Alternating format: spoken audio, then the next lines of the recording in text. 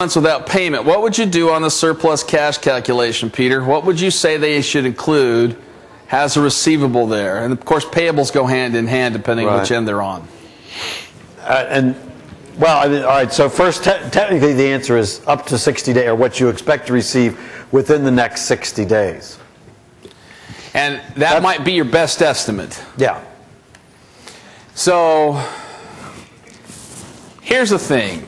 You know, clients can be aggressive. They could say, "Look, it's allowed. We're due within the next. We expect it's, and it's not. It is expected to be received." I think that's the exact language. Expect to be received in the next 60 days. So I would include how much ever you expect to recover. So I know that leaves it open a little bit. You know, is zero the right amount? Well, if you don't expect to get any, I guess zero is technically the right amount.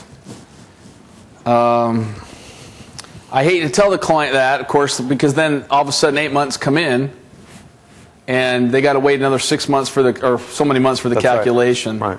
But eventually it'll be there. Yeah, eventually. It's like tenant accounts receivable. Eventually, maybe it'll be there.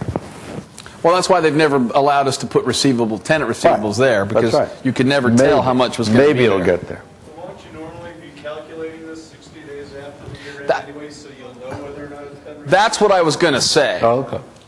So if you get out to that point, you already know what was in 60 days. I think the question, though, really, if I read this between the lines correctly, and I listen to the client, right? I'm hearing the client's question here. Why are you punishing me? Because it's not here by 60 days. It should have been here, but it's not.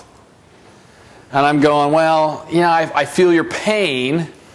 And, you know, would somebody allow them to put another 30 or 60 days at least in there, what they should have received in a month? I don't know. But I would tell people, look, you do what's reasonable. If you want to be a hard line, if they received none in 60 days, the answer is none. I could imagine where people would say, look, I'll allow you to put 30 or 60 days worth in there, so you know, because it's going to come within the next 30 days after that. I could see CPAs allowing that. I'm not going to go haywire off the rails on that. But isn't the bigger issue going to be that it's saying to the client that they can take it a little bit along the way? Will be the opposite side, trying to make sure that there was surplus. But on new deals only. See, that's the problem I have with monitoring. Here they get new deals online, right? And they take it as they go. But I have old deals on the old way, and they're still waiting 6 months. So wouldn't it be better once you get your new deals underway to convert everybody to the surplus cash, the new way? And they say no. So that's all I can tell you. They're going to have to manage the differences. Is that much of an answer for you? I can't remember where you went. Clear over there, is that okay? Good, okay. You know, all I can tell you is exercise some judgment. Think about what the risk is, and then you can go forward from there. And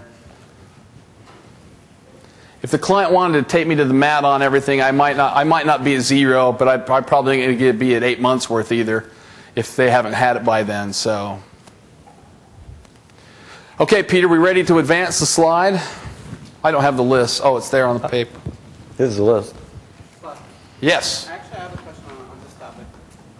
As far as the surplus cash, the old way, the surplus cash, as far as the old way and the new way, if a client would, let's say, go for a refi, and is it possible to be subject to the new regulatory agreement on the refi? Absolutely. Get a refi, you'll get a new agreement. So for some clients, it might be worth it to refi if, at some point. Yeah, I don't know if that would be worth it on its own. But if you have reason to refi, that would be the benefit. Yes. Okay. You will get a new agreement if you refi.